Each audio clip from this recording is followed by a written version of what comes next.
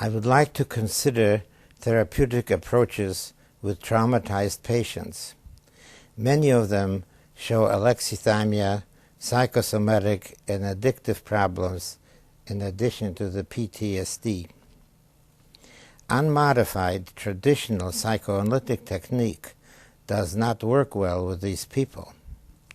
I maintain that alexithymia is one of the most common causes of poor outcome of psychoanalysis. Many such patients know all our interpretations by heart, but retain their problems and symptoms hardly altered. I hope that the application of the principles I am about to review can help prevent such sorry outcomes. Before I can discuss my conceptions of trauma and its after effects, I have to take the time to review certain observations I have made through the years on affects and affect tolerance. I do not intend to explore them in great theoretical depth, but just to touch on them to the extent that they are vital conceptual tools. So I find it useful to emphasize four concepts, four components of affects. Affective experiences can be described in terms of those four components or aspects. First is the cognitive aspect. It involves the affect's own meaning. Both fear and anxiety signal that something bad is about to happen. In addition to the intrinsic meaning, emotions have what I call an underlying story. In fear, the danger is external and veridical. In anxiety, the danger comes from within with very little or no conscious explanation available. Then there's the physiological aspect of emotions, which was thought to be the totality of affect at one time. Freud thought that if the expression of drives to the outside was blocked, the, quote, discharge would be directed to the body's interior. While this metaphor alludes to the link between the emotions and psychosomatic illness, the notion of direct discharge of emotions is a subjective feeling, but experience to the contrary, not supportable by modern observations. In fact, the idea of riddance of feelings, that is to say, expressing them verbally or through action and getting rid of them, is misleading. Emotional self-continence is a fact of life. The hedonic aspect of emotions gives a deceptive, simplistic impression. Actually, emotions are not consistently pleasurable or distressful. We need to separate the idea of pleasure from that of gratification and to differentiate pain from suffering. All of these interact differently in regard to appetitive than gratificatory motivations. Affects occur in various levels of consciousness. An experience can be consciously painful while it is unconsciously gratifying. Anxiety can be pleasurable when there is a fantasied or realistic sense of security in risk-taking behavior. Anxiety, rather than variety, is the spice of life. Experiencing pain with an unconscious gratification amounts to major therapeutic problems, as in masochism and addiction to pain, hate, or envy. In order to understand the hedonic aspects of emotions, we must be attuned to the state of consciousness at the time. Consciousness varies along several spectra. Some modifications of consciousness are experienced as pleasurable. Modification of consciousness and trances are the ways to deal with hedonic experiences of affects. The ability to feel pleasure was called surgency by Miel, and it spans a spectrum from thrilling living down to varying degrees of anhedonia. Next is the activating aspect of emotion, which involves not only the familiar psychomotor retardation of depression and the excitement in mania, but is the means of regulation of all functions of the organism. While the physiological, the so-called expressive aspect of emotion was the connection to psychosomatic diseases, the activating aspects of emotions represent our link to psychobiology. The activation researchers were also able to distinguish excitability from vitality and determined that there is an inverted U curve in the relationship between activation and performance. The level of affective activation may feed back to cognitive aspects of emotion. In the extreme intensity, as in severely depressed patients, the incidence of disabling disturbances of cognition is only slightly lower than in schizophrenia. Individuals who have these four aspects of emotions in a mature, that is, differentiated and recognizable form, and are able to exercise adequate reflective self-awareness, may realize, I have a feeling. A feeling is a subjective experience. Living one's affects this way makes it possible to monitor to what extent a feeling, particularly its intensity, is derived from and proportional to the current stimulus, and identify past memories that feed, distort, or intensify the present emotional reaction. The genetic view of emotions. There is a gradual and orderly development of the human capacity to experience emotions.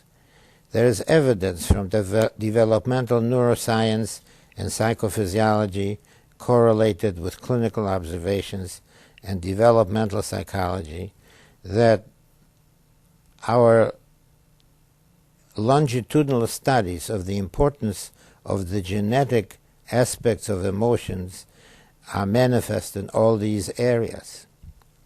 All these sources have provided evidence of the developmental progress of emotions during infancy, toddler age, latency, and adolescence. In fact, it continues throughout all of our lives. My clinical work with concentration camp survivors, other post-traumatic patients, and psychosomatic patients, as well as those with addiction, especially during withdrawal, made me aware of the manifestations of regression in the nature of affects. The recognition of the genetic view of affects provides an essential clinical tool. The adult type of emotions evolves out of three affect precursor states, or affects. In the newborn, we find global reaction patterns. 1, a state of well-being and contentment. 2, a state of distress. And 3, a reaction pattern of freezing. This last pattern is universal in mammals, but in the normal human infant, it disappears at about 2 months of age. This is the reason why it is so often overlooked. However, this third affect precursor, freezing, needs to be highlighted since it returns in trauma and accounts for a variety of syndromes. Especially notably, it returns in traces in traumatized individuals, especially following childhood trauma, and in same people in everyday life, and quite often in psychotherapy and psychoanalysis. These affect precursors fulfill their potentials through specific developmental lines, which are affect, differentiation, verbalization, and desomatization. Differentiation, verbalization, and desomatization. The maturational changes in emotions are facilitated by primary caregivers who encourage, help, and reward this process. Starting with differentiation and vocalization, the epigenetic development of emotions proceeds from the state of well-being to differentiation of all the affects that are generally pleasurable, or as Rado called them, the welfare affects, such as love, security, contentment, joy, and pride. Out of the distress state evolve painful emotions, Rado's emergency affects, such as anger, guilt, jealousy, shame, and anxiety. Pain has a unique position since it is not separate from the early distress affect precursor pattern. Most of the tracts are not yet mature, and there is not yet a body image functional. In affect regression, it is common to observe pain returning and becoming part of affects, or at times becoming the only symptom of, say, depression. The genetic development of affects hinges on the availability of empathic caring and a responsive holding environment. In this context, the organizers of the psyche, such as the social smile, the development of language, operate optimally. In this perspective, it becomes clear that affect is a process, and indeed the fundamental and enduring primary process. While promoting affect maturation, the good enough mother shows the child the uses of emotions, that is, that they can serve as signals. Once differentiated and put into words, they produce desired results more effectively and speedily. Along with identification with patterns of care of the caregiver, this facilitates the development of familiarity and comfort with affects. The child is shown ways to regulate emotions and keep them within a bearable range for greater utility as signals. This determines the optimal handling of emotions that I call affect tolerance. This term refers to reactions to having an emotion and the capacity to moderate it. Now, the model affect. Much difficulty in understanding emotion is derived from attempts to model affects on principles derived from old meta-psychological schemes. The idea that the nature of emotions was a physical reaction resulted in a conviction that emotions could not be unconscious. However, as we know, these scruples did not keep Freud from discovering the consequences of an unconscious sense of guilt. It may help us to consider that in a living person there cannot be a condition of no affect any more than the world could exist in a state of no weather. Signal affects in an unconscious subliminal form represent the essential switches which operate all mental functions. The understanding of this form of affect does not rest on economic conceptions. In other words, the subliminal affects are not in that form because of a low energy charge. The idea of amplification is misleading. Instead, we need to keep in mind that while all four conscious aspects of the affects are going on, there is an underlying mental process that operates them. Perception, microgenesis, and percepgenesis studies leave no room for doubt that subliminal affect signals are active all the time. These subliminal, unconscious, I'm tempted to say neurological, signal affects are the automatic switches in all mental functions. The biggest hang-up for psychoanalysis was the use of anxiety as the model affect. Anxiety is a very poor model for affects. Freud gave us a clue that love is the proper model affect. He even said that a sense of guilt and hate originated from unsatisfied love. Quote, "We have been obliged to derive every conceivable thing from this material," that is love, like economically self-sufficient countries with their ersatz or substitute products. Freud confided in Jung in 1909 that in psychoanalysis, cure is affected by love, and that transference provides the most cogent and unassailable proof that neuroses are determined by an individual's love life.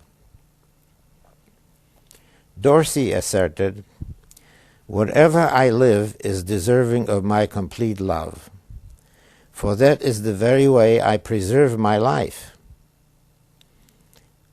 Love is the representation of our life powers. The painful emotions can be understood as love hindered, rejected, denied. Emotions recognized, received, and acknowledged produce the experience of wholeness and competence. When we cannot accept lovingly and peacefully any particular concept, we must try to reject and alienate it, and we try to denote it as non-self. Our memories, wishes, representations of ourselves and of our objects must be consciously accepted, tolerated, and accommodated to, and hopefully utilized to one's advantage. Otherwise, they must be handled by repression, isolation, projection, and other fantasy defenses which are experienced as forcibly imposed symptoms. Contrary to the subjective experiences of affect that seem to be explainable by the residues of antiquated psychoanalytic theories, we cannot express them in the sense of ridding ourselves of our affects. As I mentioned before, emotional self-continence is a self-evident truth and the source of well-being. However, only consciously acknowledge and experience self-continence results in a feeling of well-being. Illusionally estranged mental elements seem to continue to radiate their painful effects. Getting stuck in such a predicament condemns one to being hypnotized by the emotions, blocking the ability to pay attention to the message they carry. In such disasters, one may devote most of one's energy to fight and try to block the physiological aspects of emotions, or alternately develop an addiction to hate, pain, shame, envy, and so on. It becomes a never-ending self-torturous state of life. To quote Dorsey again, happiness is the natural expression of appreciated wholeness of human beings. The joy of living consists of a sensitive awareness in the unity of human nature. In offering psychoanalysis to traumatized individuals, we propose to deal with their psychic splitting, including identity disturbances. The healing insight which we have to offer is that love relates to all the other affects like white light containing all colors. Also, that the painful affects represent love outraged, spurned, or rejected. When love is accepted and cherished, it is recognizable as one's life power. The painful self-representations and object representations are the ones that are difficult to love. Consciously disowned hatred continues to function painfully. But as Dorsey used to say, even my unhappiness consists entirely of the helpfulness of my own nature. The reluctance to bear the pain attending the grieving inherent in self-healing, as in analytic work, is one example of a tendency to avoid experiencing one's emotions fully and consciously. Stressing that love is the most helpful model affect also represents the healing approach to the post-traumatic tendency to experience emotions as object-generated. Focusing on love helps us to concentrate on the healing view that affects are our evaluation of our mental representation of ourselves and our world. Only under these circumstances do we have a chance to recognize our feeling, to be fully conscious of the subjective nature of our affect responses. Now, affect regulation and defenses against affects. Under normal circumstances, the process of affect regulation is characterized by the individual's comfort with his own emotions and the ability to use the emotions as signals for self-regulation. To the extent that emotions are verbalized and desomatized, they are most suitable to function as signals for information processing, and in addition, as subliminal switches in all mental operations. Normal affect regulation allows the individual to experience a feeling and evaluate the appropriateness of its intensity and quality. Thus, one is enabled to estimate its derivation from the current situation as distinguished from the resonance to all memories and past experiences. The process of sorting out one's feelings in this fashion permits an individual to use the emotions to decide which of a repertoire of possible responses is in the best one in long-term interest and select that course of action. This capacity leads to realistic and mature behavior.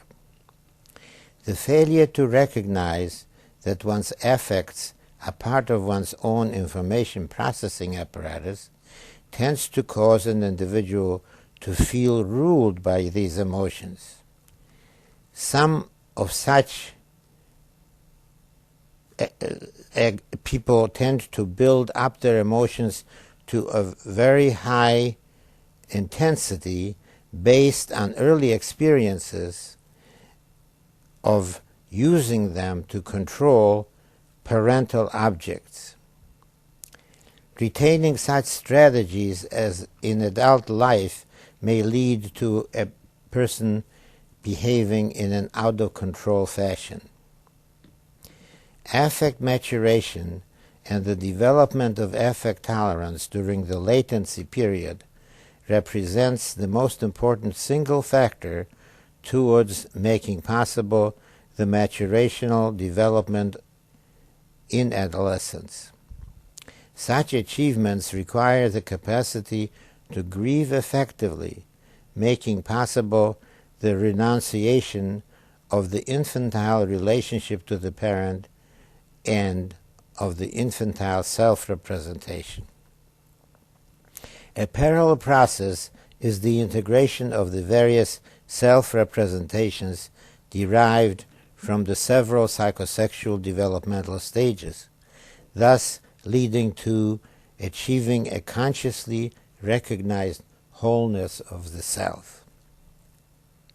Intense emotional reactions seem to threaten to overwhelm vulnerable individuals. Defenses against emotions may be mobilized, such as denial of contents, reversal, displacement, or turning the feelings against or towards oneself.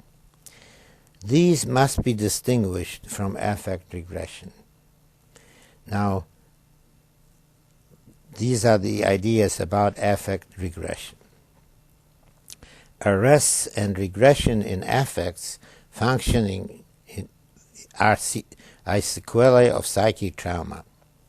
Traumatization can occur any time beginning with infancy. Therefore, it can vary greatly in cause, phenomenology, and after effects.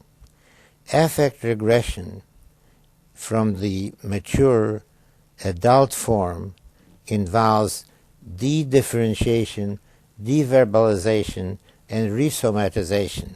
In other words, it's the reverse of the developmental line of affects. In milder forms of affect regression, the affects appear diffuse, undifferentiated, and unmodulated. In more severe forms of affect regression, emotions manifest themselves mostly in their physiological component. Regressed emotions are not useful for information processing. They are only a burden and a challenge. In this predicament, people tend to favor one of the two available behavior patterns. Some people become stoical and suppress and or ignore all their emotional reaction. The price of this style of operating is that they lose the ability to recognize and use emotions, and they become colorblind to feelings. They live entirely on the basis of their reasoning, and the worldview is that intellect is the only proper way to know what matters. In consequence of inability to experience and be guided by one's emotions, especially love, there is a propensity to narcissistic superiority, indifference, and domination and exploitation of objects. The other common strategy is to use external factors to numb the painful affective somatic reactions. These individuals develop a variety of the whole spectrum of addictions. Fear, now I'm going to review trauma. Fear is the signal of impending danger.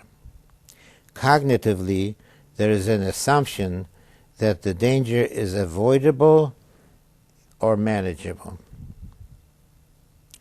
When an individual is confronted with danger that is estimated with absolute finality to be unavoidable and inescapable, one surrenders to it. This view is in harmony with Freud's statement that the essence and meaning of the cause of psychic trauma is, quote, the subject's estimation of his own strength and his admission of helplessness in the erlebte Situation, that is, the subjective helplessness in face of what one experiences as unavoidable, inescapable danger, and one's surrender to it. This is the time to reassert the basic psychoanalytic principle that the only known reality is one's own psychic reality. As Dorsey explained, quote, the meaning of meaning is that the mind is able to experience the meaning of anything in nature only to the extent that it can reproduce that anything with its own psychological constructs. And my reality testing is the particular distinctive way I live. I create whatever I create. It all accounts for the specific nature of the existence I ascribe to it. My observation of the way in which I am living provides me with the only measure of reality testing of any kind.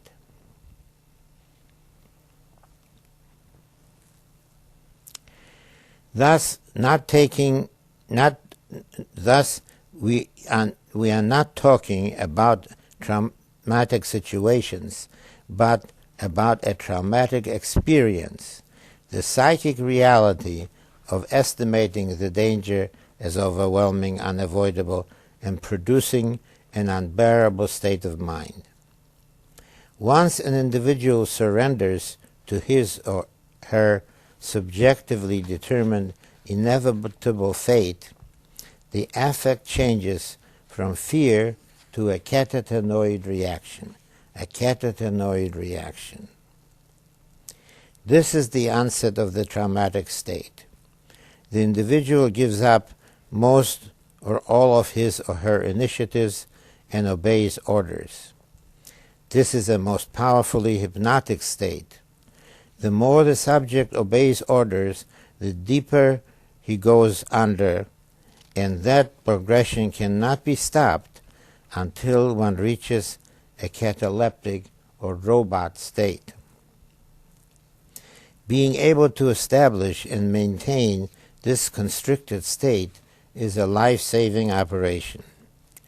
If we have a chance to examine an individual in this state, we find an overwhelmed, immobilized, withdrawn person, often experiencing depersonalization and or derealization. The focus of attention is extremely narrow. In concentration camps, the victims, upon being unloaded from the deadly cattle cars and going through the dehumanization, terrorization, the loss of everyone dear, potential survivors had to be able to instantly block the affective responses to the fate of their families and respond only to what was necessary to secure survival on a moment-to-moment basis in a robot-like state. If the attempts to arrest the progression of such automaton state fails, the deepening of the traumatic state manifests itself in a growing numbing of pain and painful affects, followed by the loss of sense of self-reliance, initiative, and agency. There's a loss of empowerment of any assertiveness. The right and capacity to say no and carry out self-defense is progressively paralyzed. At some point, the traumatic closure reaches a malignant state of progressive blocking of all mental functions, cognition, perception, recall, scanning, information processing, judgment, planning, problem solving, and the rest. Finally, just a vestige of these functions and some capacity for self-observation are retained. In this state, most narcissistic functions, that is self-preservation, self-regard, self-defense, self-respect, and self-concern, collapse and the person is frozen. Silently present is a massive and dangerous diminution in self-reliance and capacity to maintain self-caring. If the trauma continues to progress, it may reach a point where all vitality is suppressed and the individual dies of a psychogenic death with the heart stopping in diastole. This process is universal and in the entire kingdom, and Seligman reviewed it way back in 1975. For those who manage to arrest the traumatic progression in the robot state and who must live in such a condition for a significant period of time, there are consequences that last the rest of their lives. The survival in the situation of impasse or no exit occurs in a state of psychic closing off. Survivors undergo a temporary symbolic death in order to avoid physical or psychic death. These cataclysms result in a permanent, quote, death imprint, desensitization, and identification with death and the dead. Such a disaster may become a pattern of dead-to-the-world personality type, which was described by Murray in 1967. These individuals deanimate the animate. Notable examples of deadened characters are Barnaby the Scrivener, Captain Ahab, and their creator Melville himself. Other well-known dead-to-the-world characters are the pawnbroker and Camus the stranger. The surrender experience itself constitutes a memory that cannot be mastered or detoxified, nor even consciously recognized in, quote, action language, but continues to generate feelings of shame and a mixture of dysphoric affect precursors for the rest of one's life. The catenoid reaction itself is probably the condition that necessitates primary repression with specific after effects. The direct results of affect blocking can be seen in emotional anesthesia with affect regression and alexithymia. The ability to restore the capacity for denial of death, which we must have to function normally, is seriously impaired, resulting in a state of overt or latent mixture of depression, fear, shame, guilt, and pain. Okay. Considering tools for treatment, I have described the traumatic experience in order to prepare us to recognize a number of after effects as direct continuation of some component reactions of trauma. Surrender pattern may be continued in an inability to assert oneself in any later life situation from trivial to major.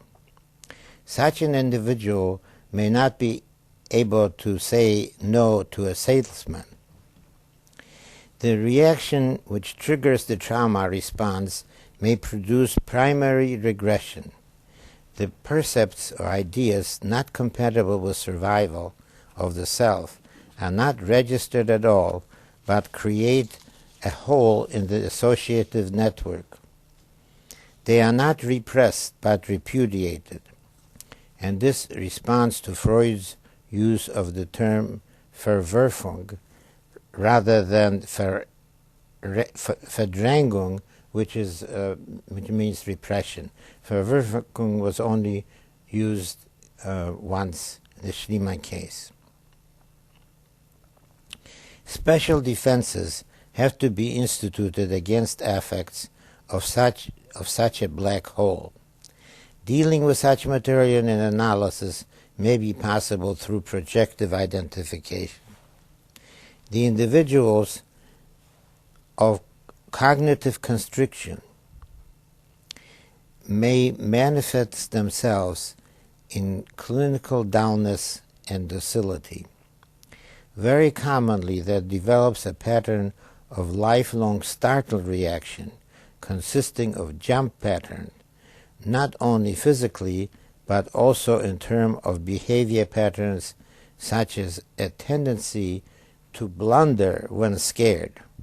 This I call the Inspector Clouseau responses.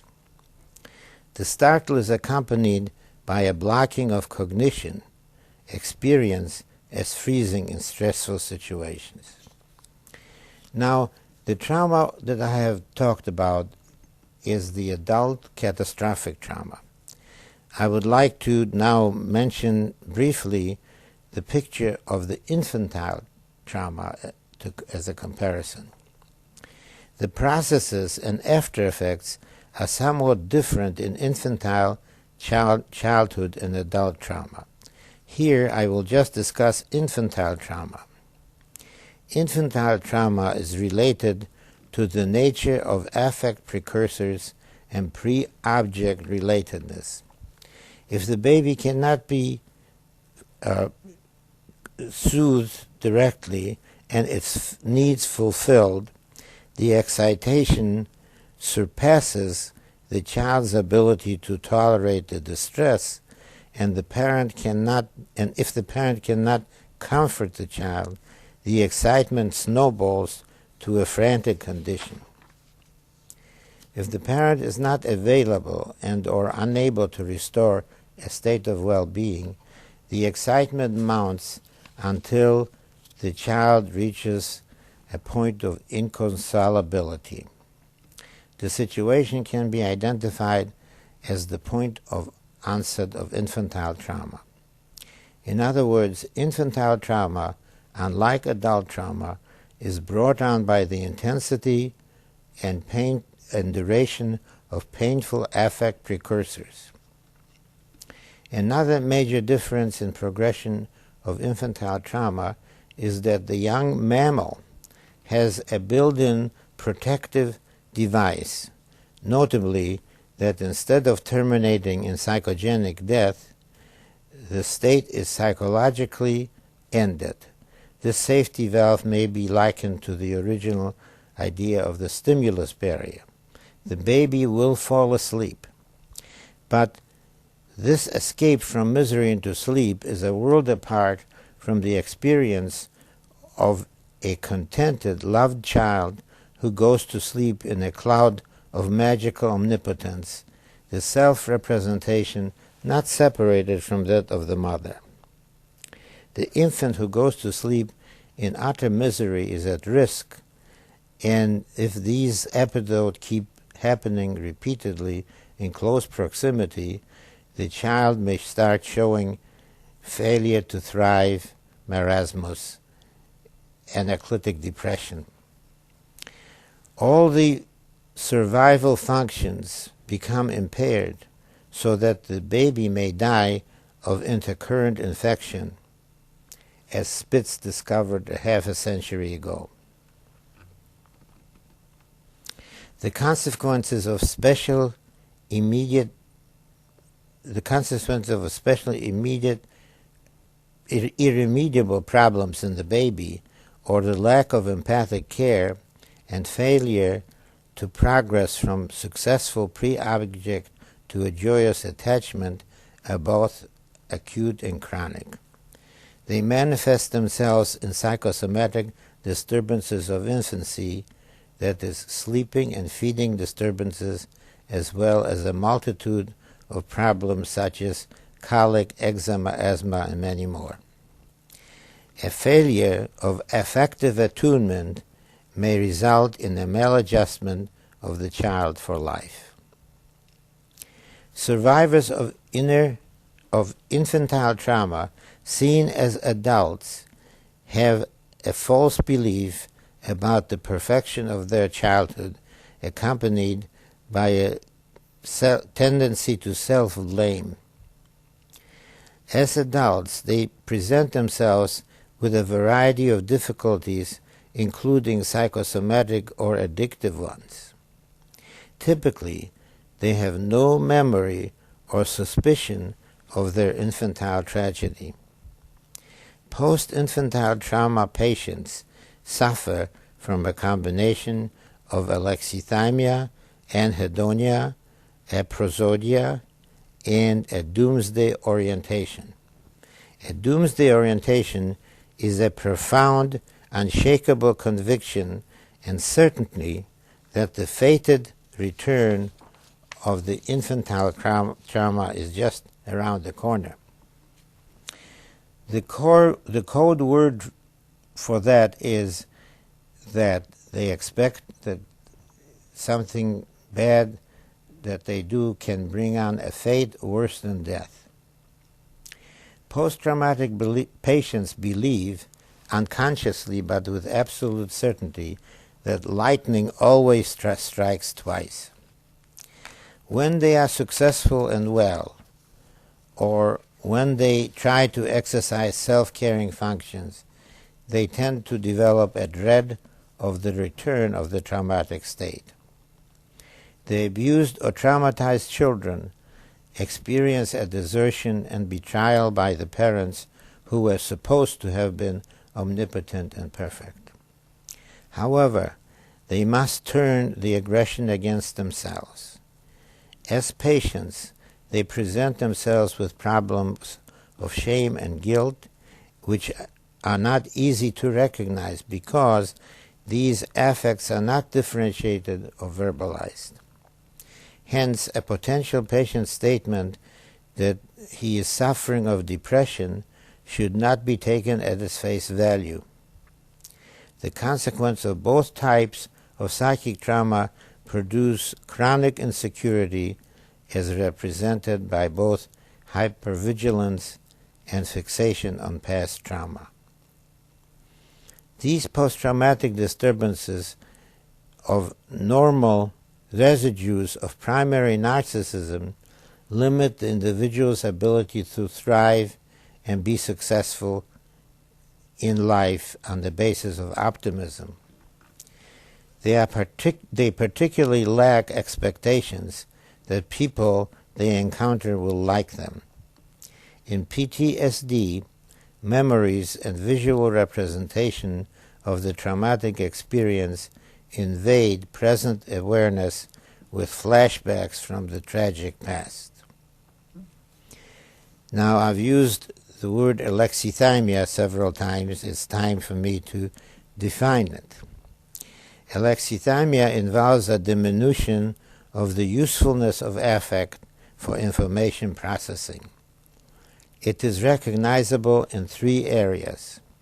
One, the affective function, an impairment of the patient's ability to name and localize emotions and to recognize and use emotions as signals to themselves.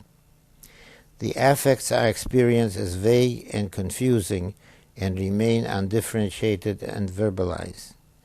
When questioned how they feel or how they think they would feel in extreme situations, they give action responses. And this became the key to the Alexithymia questionnaire by Niemeyer and Sifnius.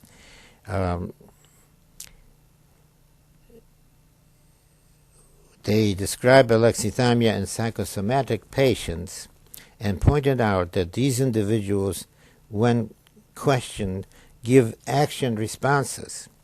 When questioned how they would feel in a stated situation, they answered with a description of what they would do in it, rather than being able to tell how they felt or how they would feel.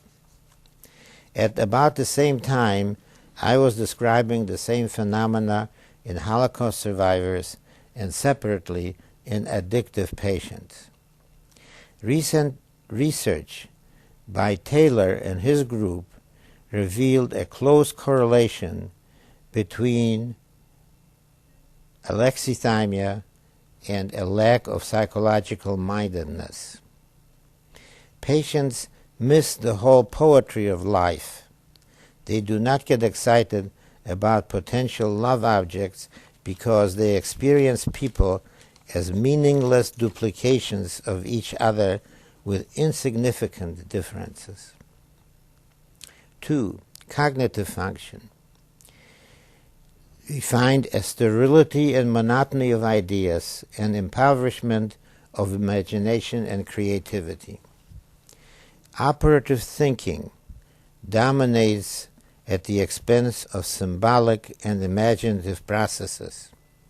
Associations are stimulus-bound rather than affect and memory determined.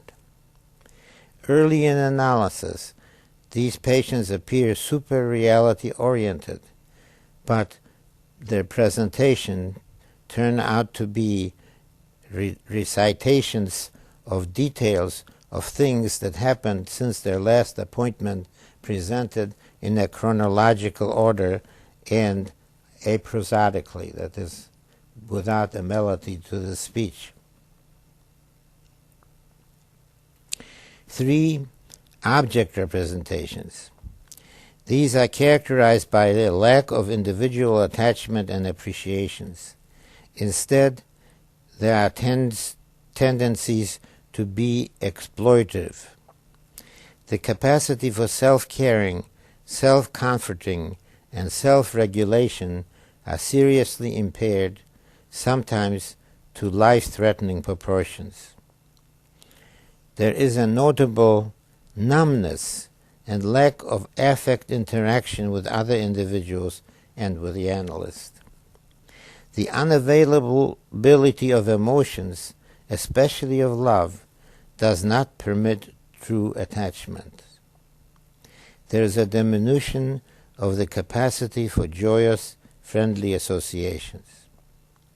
Alexithymic and hedonic episodic patients usually have multiple mental and physiological disturbances. The point is that these lasting physiological changes influence and modify these people's cognition, memory, and even states of consciousness. And we now have very good anatomical correlations and explanations of these conditions. Related to self-care impairment is an inability to experience wish fulfillment fantasies.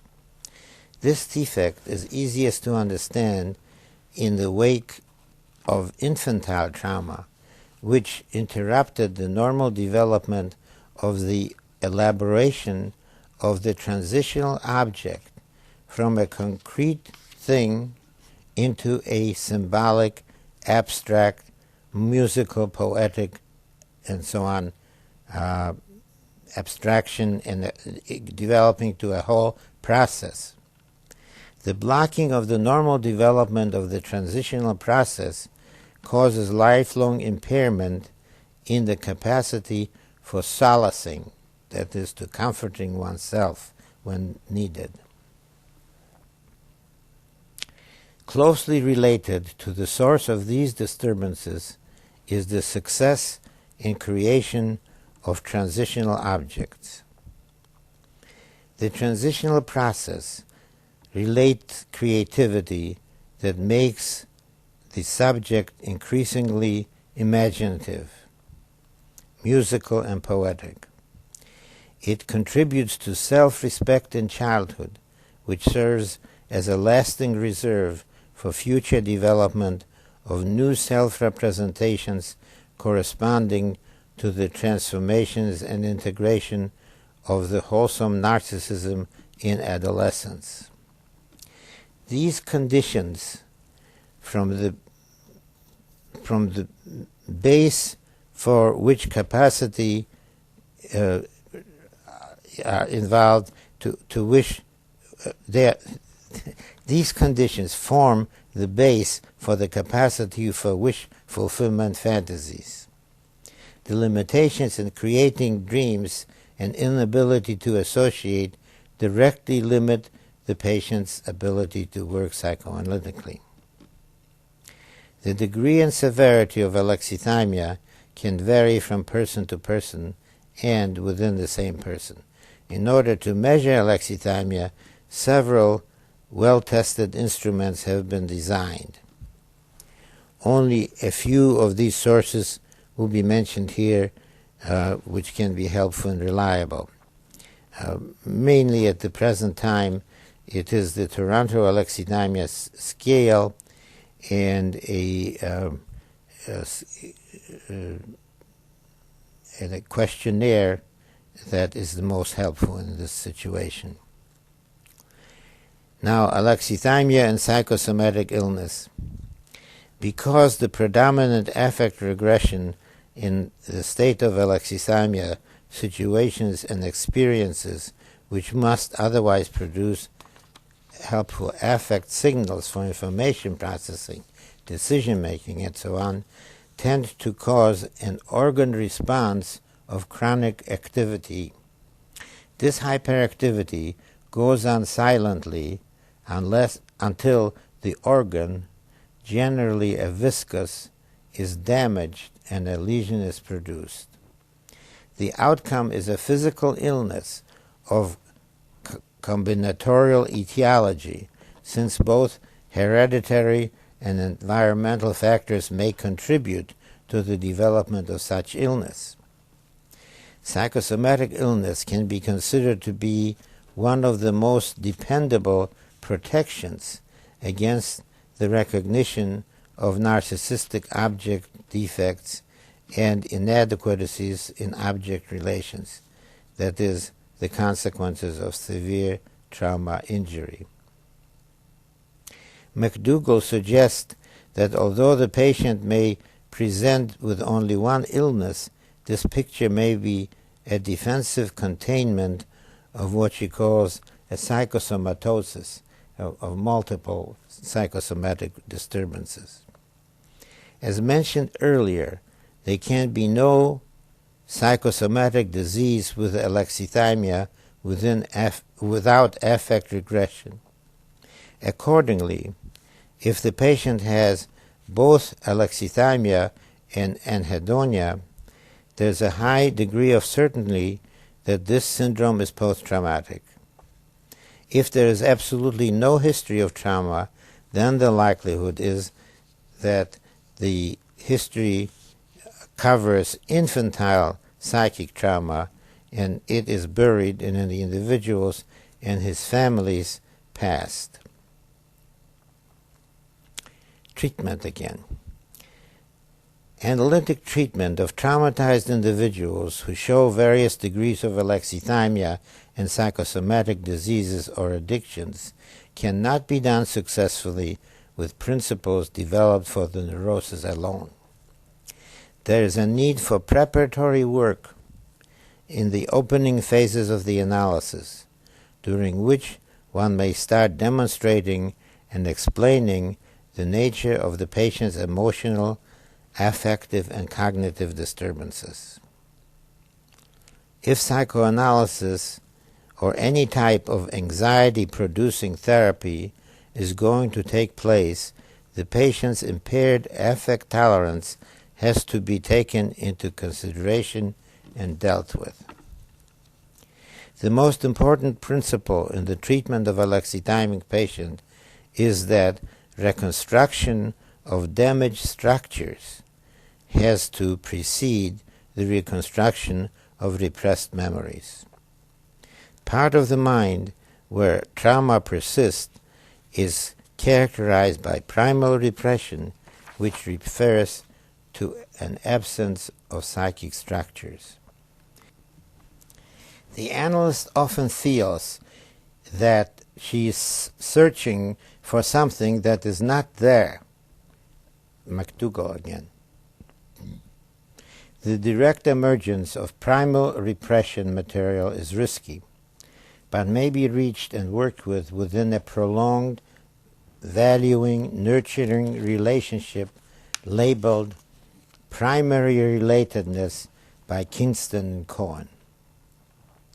This is the interactional context for enhanced growth. During this period, one needs to be attuned to the patient's body experiences and intermodal affect communications as in pre-object relatedness. Cultivating affect tolerance. In this process, the patient's thoughts and reactions to having emotions are attended to. One is trying to find out what the patient's conception of emotions are. Their colorblindness about emotions needs repeated attention. Next is the matter of reaction to having an emotion, which may reveal deep-seated convictions about what should be done with affects.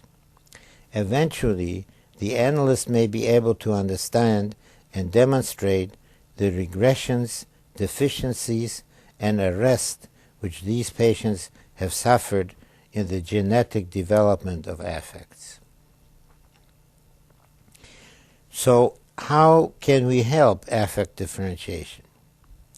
This endeavor involves naming of affects, interpreting the story behind the affects, and use of elucidation, confrontation, and interpretation in order to highlight the difference between adaptive, mature responses and the patient's infantile affect responses.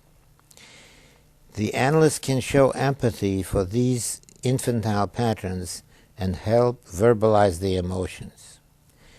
In the process of affect verbalization, differentiation, and desomatization, we observe automatic progression in the patient's ability to use their emotions as signals to themselves. They also develop and keep improving their capacity for symbolic representation and fantasy. Being able to accept symbolic fulfillment of their needs and wishes instead of a concrete form they expect in the beginning establishes an essential component of the therapeutic effectiveness. Now, the return of the psychic trauma complex. Traumatized individuals have a great expectation that the psychic trauma state will return. Their self-caring, self-soothing, and self-regulation functions are inhibited. The inhibitions are directly related to a special type of transference, an idolatrous one, as I call it. They experience all the life-enhancing, caretaking, regulating powers as reserved for the primary object representation and walled off within it, as in an idol. Taking over one's self-caring functions and exercise them freely is prohibited. The violation of this prohibition is a Promethean transgression, punishable by a fate worse than death. That means the return of the psychic trauma state.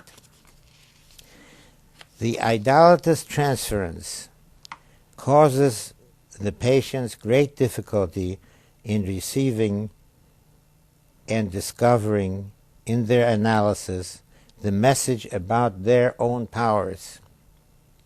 They cannot register the possibility and the permissibility of overcoming their inner dissociations and blocks. The healing message to the alexithymic patients, which is very hard for them to experience and feel, is that love is real and that it works. They have a difficult time imagining that. They cannot believe it. They demand instant wish fulfillment. Their view on this matter is, if you loved me, everything would feel perfect. Since it doesn't, then you too are offering me counterfeit nurturance.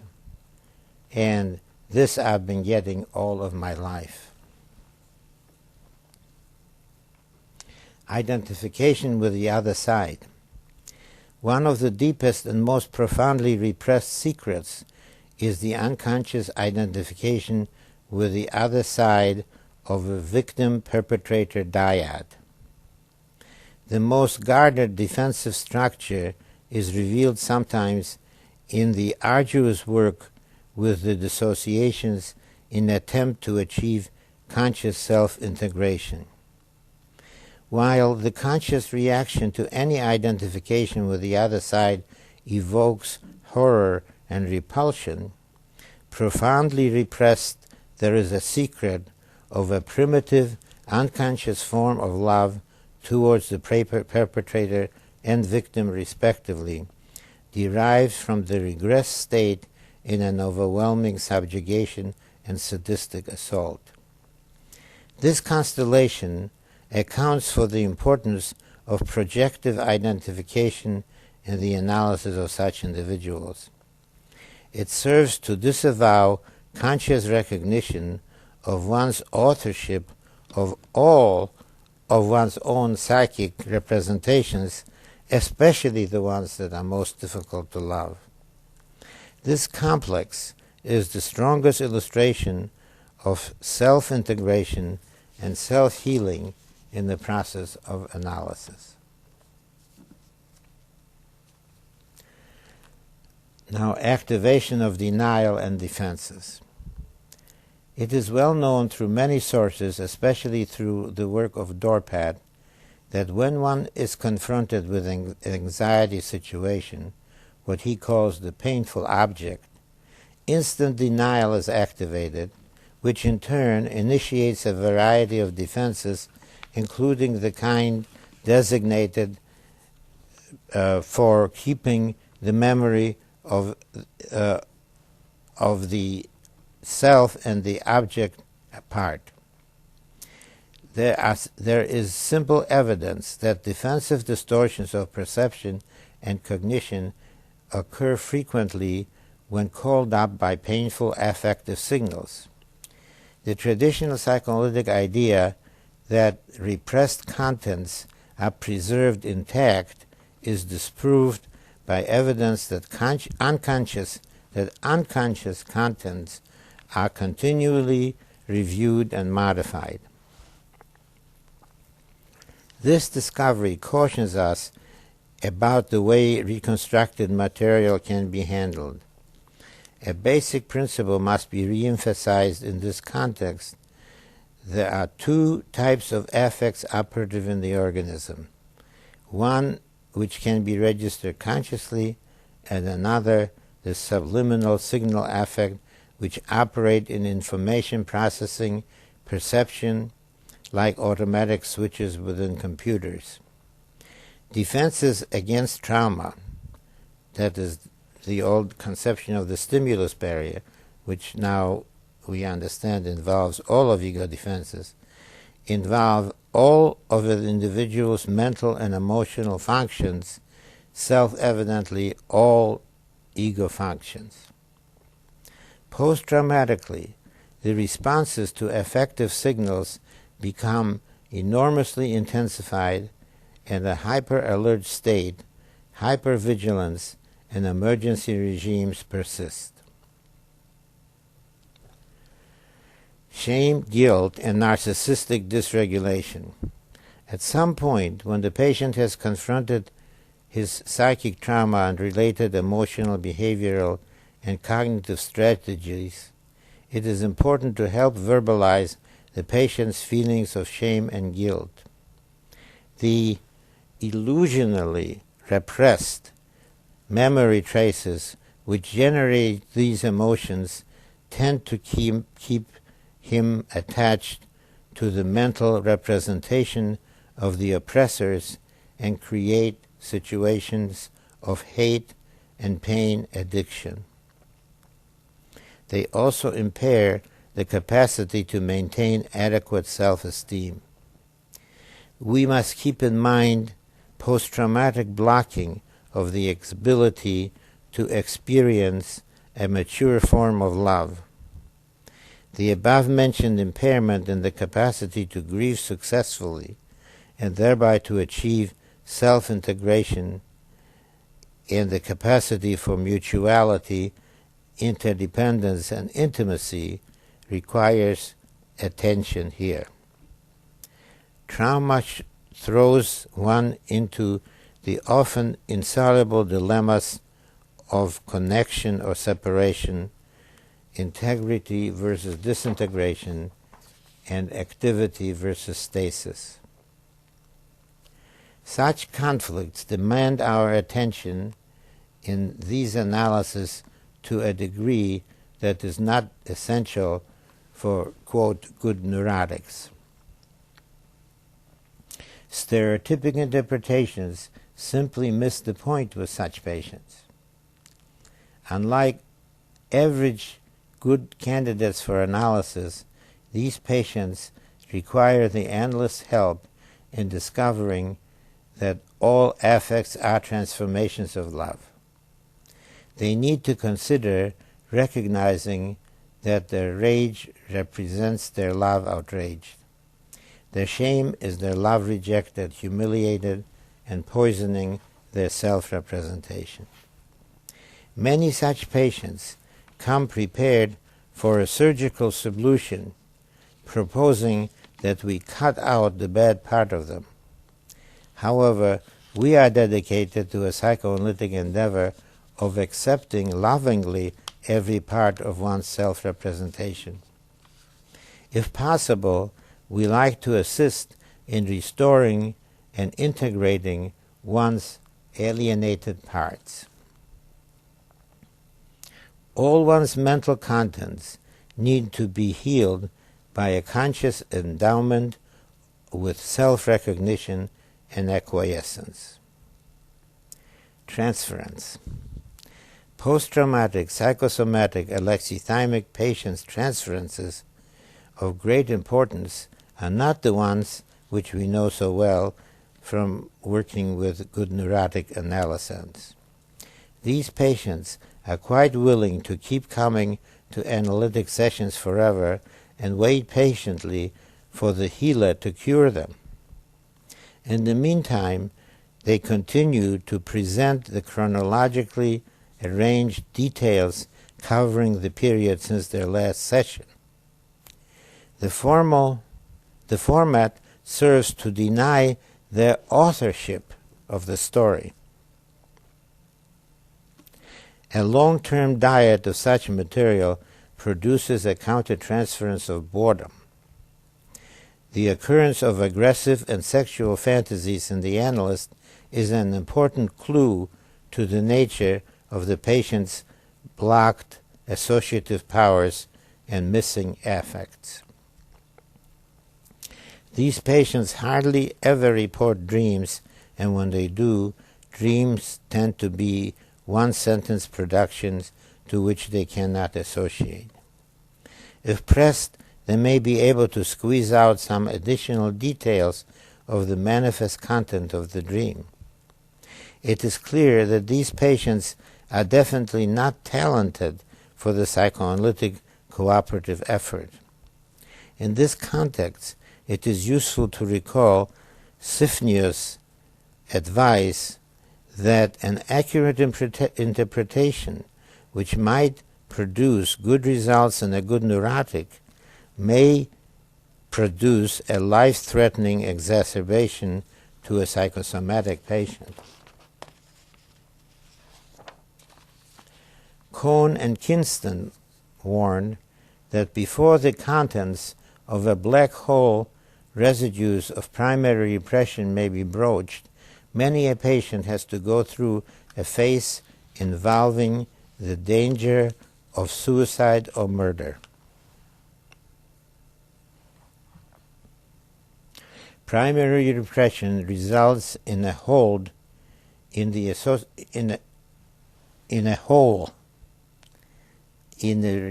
associative network of our functionally accessible mind. There is a severe splitting of grandiose self-representations with consequent rage and mortification. The numbing and denial involves the dread of discovery and revelations of one's own rage and destructiveness towards the original objects, and hence necessary in the transference. The reactive hate and hate addiction has to be understood in terms of superego problems in these victims and the perpetrators. If psychosomatic, addictive, alexithymic patients stay in treatment until they become able to understand and feel what the therapist is talking about, it is necessary to deal with their inhibition in self-caring, self-soothing, and self-regulation. They need to start questioning why they treat themselves as robots and have no empathy for anyone. By this time, it should be possible to interpret their transference dominated by the wish for the therapist to take over the operation of all their vital and affective functions. The interpretation of the idolatrous transference must wait until the patients are able to use their emotions effectively. They cannot give up infantile views of themselves until they are able to use analysis for effective grieving. These patients have been using substitutes for the primary object as placebos, making it possible for them to take care of themselves and simultaneously deny their self-caring act. In interpreting transferences of this kind, we must remember that many aspects of them are pre-verbal, derived from pre-object relatedness. Many clues to their meaning may be presented not in the patient's words, but intonation, posture, facial expression, and the like. Moreover, since in the traumatic state there is a diminution of the sense of actuality and symbolizing process, what we say may not be as important as how we say it, how we sound, and what emotion we convey. Consequently, for many patients, it is necessary to look and see the analyst. In order to succeed with such patients, the analyst cannot expect to conduct an analysis while sitting there like a wooden statue, but must more freely express emotions experienced. Sometimes it is necessary to admit to such a patient that his or her perception of the analyst's reactions are accurate. One may even have to reveal counter-transference reactions and acknowledge empathic failures. Such a confirmatory admission may occur in a crisis point of the treatment. The openness on the part of the analyst may enable the patient to trust his or her own feelings in key object relations for the first time ever. Anhedonia and the inhibition of playfulness and the ability to play and enjoy is a major problem, but also presents an avenue of approach. These kinds of inhibitions are difficult to relieve, and we have much to learn about dealing with pre-verbal and pre-symbolic affects and traumatic residues. We need to understand pre-object relatedness and its lifelong manifestations as described by Kuhlman in 1996. We need to know more about complex anatomical and neurophysiological control systems, which involve the orbitofrontal cortex and a number of other areas such as corpus callosum, amygdala, and hippocampus. Dealing with this kind of patient, we can no longer ignore the proven discoveries in many neuroscience, cognitive, and other fields showing that lifelong psychosocial patterns are programmed in modification of brain function, and thus they have anatomical reference as well. Perhaps psychoanalysis results in a functional or even structural changes in the brain as well. Conclusions. This has been a review of the interaction between the function of emotions in general and the special challenges for psychoanalysis in the context of affect regression. The nature of one's self-representation and the psychosocial responses to a significant object are markedly influenced by the quality and availability of emotions. Analysis cannot be effective unless the patient has adult-type affects available and participates in the analysis emotionally. Without this capacity, it is not even clear to such individuals what is truly animate. The alexithymic answer to fantasy is that it has to be connected with an immediate wish fulfillment. They say, otherwise, what's the point of it?